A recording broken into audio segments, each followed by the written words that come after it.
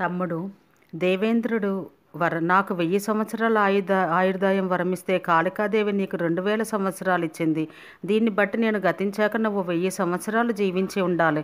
ఇందుకు నువ్వు నాలాగే చింతిస్తున్నావేమో. అది విని భట్టి తలూపి, నిజమే, కానీ దీనికి ఒక ఉపాయం ఉంది. అలా అయితే నువ్వు 2000 సంవత్సరాలు జీవించగలవు అన్నాడు. ఎలా అడిగాడు విక్రమార్కుడు. మీరు సంవత్సరానికి 6 మాసాలే రాజ్యపాలన చేస్తూ మిగిలిన 6 మాసాలు రాజ్యాన్ని ఇతరులకు అప్పగించి దేశ సంచారం చేస్తూ ఉండండి. అలా అయితే 1000 ఏళ్ళు రాజ్యపాలన చేయడానికి మరో 1000 ఏళ్ళు కూడి వస్తుంది. మొత్తం 200 ఏళ్ళు జీవించవచ్చు. దీనివల్ల మరో లాభం కూడా ఉంది. దేశ సంచారం చేయడం వల్ల అనేక విషయాలు తెలుస్తాయి. ఎంత తెలివైన వాడివి భట్టి, నువ్వు చెప్పినట్టే చేస్తాను అని అతన్ని రాజు ఎంతగానో మెచ్చుకున్నాడు. అది మొదలు విక్రమార్కుడు సంవత్సరంలో 6 మాసాలు మాత్రమే పరిపాలన చేస్తూ మిగిలిన 6 నెలలు రాజ్యాన్ని భట్టికి అప్పగించి దేశాటనం చేయసాగాడు. ఒక్కొక్కప్పుడు ఇద్దరూ బయలుదేరేవారు. అప్పుడు రాజ్యాన్ని భట్టి కొడుక్కి అప్పగించేవాడు. ఓ భోజరాజా, ఇలా విక్రమార్క చక్రవర్తి సాహసం, వితరణ, పరోపకారం మొదలైన సద్గుణాలన్నీ కలిగి ప్రజారంజకంగా పాలించాడు. అతని రాజ్యంలో మృగాలకి కూడా జాతివైరం ఉండేది కాదు. రాజు, మంత్రి అయిన అన్నదమ్ముల ఐకమత్యాన్ని అందరూ పొగిడేవారు. అతని గుణగణాలు వర్ణించడం అసాధ్యమని ఆదిలోనే చెప్పాను కదా. విక్రమార్కుని గుణాలు విన్నావు కదా. అతని లక్షణాలు కొన్నైనా నీలో ఉంటే ఈ సింహాసనం అధిష్ఠించు, లేకపోతే నీకు ఆ అర్హత ఉండదు, వెళ్ళిపో అంది ప్రతిమ. ముహూర్తం దాటిపోవడంతో భోజరాజు కొలువు చాలించి మందిరానికి వెళ్ళిపోయాడు. రెండవ బొమ్మ చెప్పిన కథ. మరొక శుభలగ్నంలో భోజరాజు సింహాసనానికి పూజలు అవి చేయించి మొదటి మెట్టు ఎక్కి రెండవ మెట్టుపై అడుగు పెట్టబోయాడు. ఆ మెట్టు మీదున్న ప్రతిమ, రాజా ఆగు, నా మాటలు కాదు నెక్కబోయావో నీకు కీడు కలిగి తీరుతుంది. విక్రమార్క చక్రవర్తి ఒక్కడే దీని మీద కూర్చునేందుకు అర్హుడు. అతని ప్రజ్ఞా విశేషాలు చెబుతాను. ఆ శుభలక్షణాలు నీలో ఉంటే అధిష్ఠించు, లేకపోతే మరలిపో అంది. భోజరాజు చెప్పమన్నట్టు చూసి ఆగిపోయాడు. విక్రమార్కుడు భట్టితో కలిసి రాజ్యపాలన చేస్తుండగా జరిగిన అద్భుతం చెబుతాను అంటూ ప్రారంభించింది ప్రతిమ. ఉజ్జయిని నగరానికి 3 యోజనాల దూరంలో ఒక దట్టమైన అరణ్యం ఉంది. అక్కడ క్రూర జంతువులు విచ్చలవిడిగా తిరుగుతూ ఉంటాయి. ఆ భయంకర అరణ్యంలో పురాతనమైన కాళికాలయంలో ఒక సన్యాసి చాలా సంవత్సరాలుగా ఘోరమైన తపస్సు చేస్తున్నాడు. అతని తపస్సుకు మెచ్చి కాళికాదేవి ప్రత్యక్షమైంది. సన్యాసి, నీ తపస్సుకి సంతోషించాను. నీకు వరమిద్దామని వచ్చాను. కావలసిన కోరిక అడుగు అంది దేవి. అతను కళ్ళు తెరిచి భద్రకాళిని చూసి సంతోషించి మొక్కి స్తుతించాడు. ఆదిశక్తి, నేను చక్రవర్తిని అవ్వాలి. రాజులందరూ నాకు వసులవ్వాలి. నేను తలుచినట్లు జరగాలి.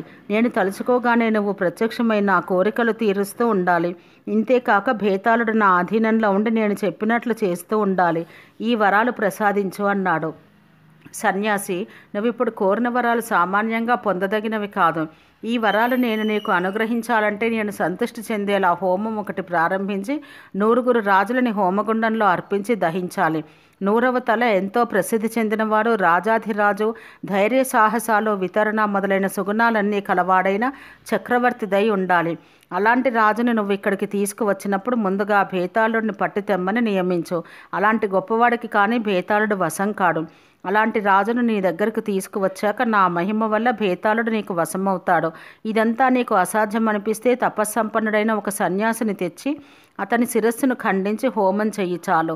నువ్వు తెచ్చే సన్యాసి వల్లనే నీకు భేతాళుడు వశమవుతాడు. రాజులందరినీ ఒకసారి కాక క్రమంగా తీసుకొచ్చి వారి శిరస్సులతో హోమం చెయ్యవచ్చు. 100 అయితేనే నీ వ్రతం పూర్తవుతుంది. అప్పుడు ప్రత్యక్షమై నీకు వరాలిస్తాను పో అని కాళికాదేవి మాయమైపోయింది. భద్రకాళి దుస్సాధ్యాలైన పద్ధతులు చెప్పిన సన్యాసి నిరాశ చెందలేదు. కర్తవ్యం గురించి ఆలోచించాడు. సాధ్యం కాదని అంతరాయాలకు విరక్తితోనూ పట్టువదలక కాళీ చెప్పిన ప్రకారం జరిపించి కోరిన వరాలు సాధించి కానీ ప్రయత్నం మానను. 100 తెచ్చుట కంటే ఒకరిని తేవడం లెక్కకు సులువే, కానీ ఆ దేవి కోరిక లాంటి లక్షణాలు కల సన్యాసి నాకు దొరకడు. ఒకవేళ దొరికిన అతను తపోమహిమతో అంతా తెలుసుకుంటాడు కనుక సన్యాసిని తెచ్చి బలివ్వడం జరిగే పని కాదు. రాజులను మోసగించి తెచ్చి హోమం చెయ్యడమే సాధ్యం.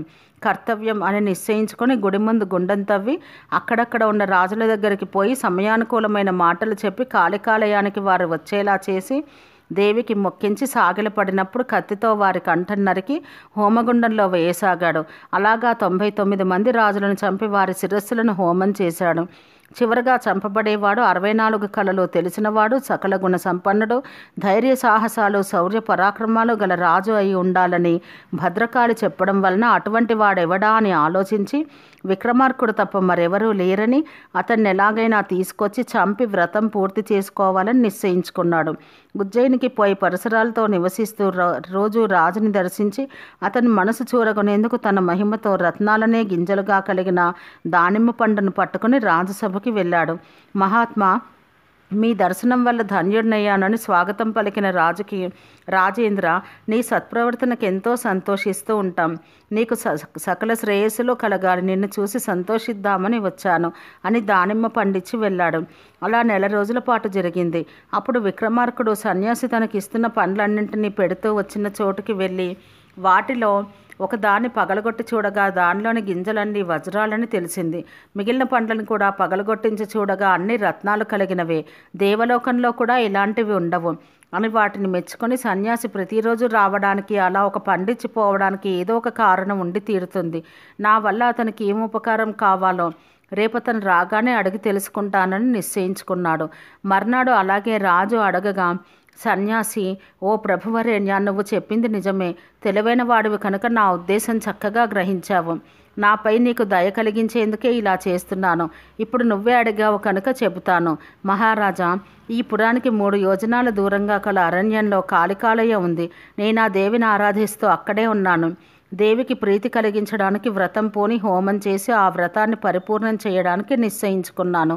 ఆ కార్యానికి నాకు సామాన్యులు సహాయం చెయ్యజాలరు కనుక నీవిక్కడికి వచ్చి నా వ్రతం నెరవేరేటట్టు చెయ్యాలి. ఇదే నా కోరిక.